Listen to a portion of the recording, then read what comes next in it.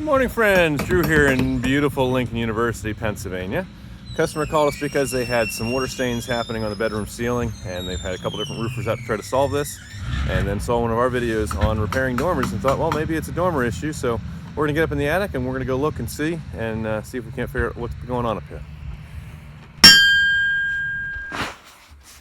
So we've got a small water stain that is here, which is right in front of this right-hand window here in the bedroom. And we have three much larger water stains. This one is probably almost directly in line with where the other side of the dormer is off the front of the house, based on where the window is. And this guy's kind of a outlier, but that could just be water traveling along the top of a piece of wood and dropping down or something. So we'll get upstairs in the attic. So we're looking at the dormer here, trying to figure out what's going on and where we're getting some leaks from. So the customer has been up here when it was wet and circled some things on the top of the drywall to help us see what was going on.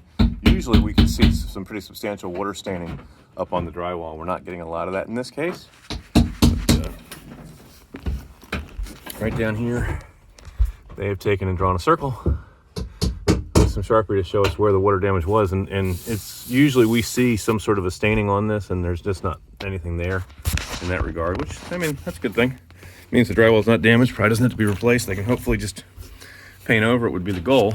But then we're looking above, trying to figure out, sometimes the water leak is directly above the problem. Sometimes it starts way up there and it comes traveling down a joist. But I'm not seeing any water staining, and I'm not seeing any other gaps and things here on the plywood. But what I did see down here, and this is over our big stain, is oftentimes with OSB sheathing, where it comes in is right between two sheets of plywood.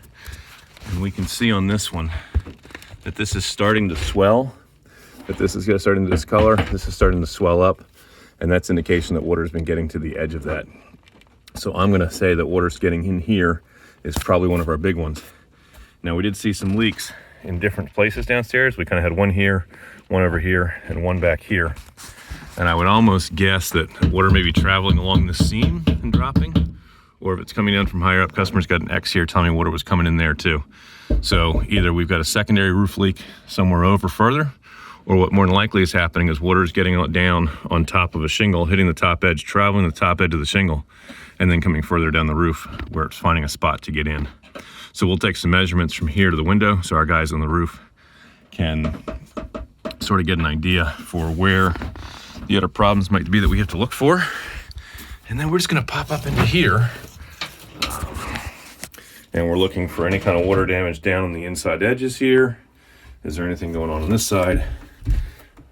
Is there anything coming from above? Is there any water staining or trails that are sort of coming down the roof? And I'm not necessarily seeing anything that's scaring me too badly. My guess is that we're gonna be having a flashing issue probably at these two corners. And that's where we're gonna need to focus our efforts on getting things back together. I do like to see that the house wrap is brought in like this. This part makes me a little bit nervous, and I'll tell you why here. Generally speaking, when we put house wrap on and put a window in, you would want to have the sides curl in. We would put sealant on the outside edge of this Tyvek here before we set the window into it. But the top piece, this ought to get sliced, and then that should be sitting in the J-channel at the top of the window up there. And the fact that it's in here makes me a little nervous that that part may not be done right. Hopefully they at least taped that or did something. So we might pop that apart and check that too and just make sure everything's good. So that's what we are looking for inside here. And we'll go back outside and see if we can look around and get things apart and figure out where the problem might be. All right, so we're up on the roof and we've got all the siding apart, and we've removed everything that we need to remove to be able to see kind of what's going on here. We've got a spot of Tyvek that's missing, whether that was insects that took that out or why that disappeared, I have no idea. We got another one here. I'm gonna guess the bugs probably did something. All these staples in through here and this one over on this side are all rusted. So we know that either condensation or actual water, liquid water running through, has been getting back here. We have a piece of flashing here underneath, which is good. It gets on top of the Tyvek tape, gets on top of the flashing, and down through here. It doesn't really come all the way out to the edge here. And, you know, normal standard building practices, that's probably would be acceptable and normal and fine. I can't say somebody did something wrong. But if this had come all the way out and around, belt and suspenders, guessing that we wouldn't have a leak here. And we do have one on the other corner too. This piece of OSB is swollen a little bit, so water's been getting down and working on that. I almost want to take a water bottle and just dump water down there and see if we get stuff on the inside. But I think we're going to come back across here with some window tape, and then we're going to bring another piece down from the side. We're going to connect the house wrap over the step flash so that we know that water coming down has to go in front of this instead of being able to just kind of run down behind here. And doesn't look like we've got too much going on, but I'm going to kind of lay money that this is part of our challenge, or at least a big part of it. We do have some other things up here on the roof that we're seeing. The stone coverage on the shingles is not as good as it once was. We do have a little bit of spots where things have been damaged. And then if we look up on top of the dormer here, we've got areas where we're missing just a significant amount of shingle stone. So this roof is probably towards the end of its useful life. We've got a lot of fiberglass showing, a lot of reflective happening. So just, you know, the stone coverage here is not what it should be. We're seeing an awful lot of black, and it's just not having the protection that it once did. So that would probably be a reason to recommend that, you know, that we look at a roof on this sooner rather than later. But we're going to go with the rusty staples here, kind of pointing us in a direction. And like I said, come back with some flashing tape to resolve things on this side and something similar over there. So over here on the other side, we're seeing something very similar. We got rusty staple here, a couple here, and then clean from there on up. So rusty staples down bottom, clean up above. So whatever's happening, however the water's getting in, it's making its way across. And I can kind of see a bit of a dirt line here that maybe things are traveling. And there's just enough of a hole right there in the flashing that I would guess that that's where we're getting a small amount of water and allowing things to get behind. So we're going to get some window tape. We're going to run that all the way around, and we'll see what that looks like. So we've got our window tape in place, flashing tape in place, and what we did is we ran the bottom piece here first and got underneath the window flashing. So anything that comes down has to come down on top of this.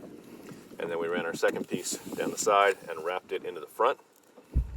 And then just use this to finish patching that hole that was in the Tyvek there, so that's going to be complete. And this tape runs all the way up the side on both sides and then across the bottom here. So any water that gets down around the window and comes in, even if it gets past this, that tape is secured to the house wrap, so it's going to have to come down into the J channel out on top and on the roof deck. So it's not going to get a chance to get in. This piece of L flashing that was here, we can see at the joint in the shingles that it comes all the way down. So that's coming down and out about 3 or 4 inches, which is sufficient, and comes over about 2 inches past the end of the dormer here. So that looks good. So we're going to repeat that same process on the other side and then start reinstalling our siding. And then hopefully that'll solve this problem and it won't be leaking anymore. Pull that again, Jeremy, please.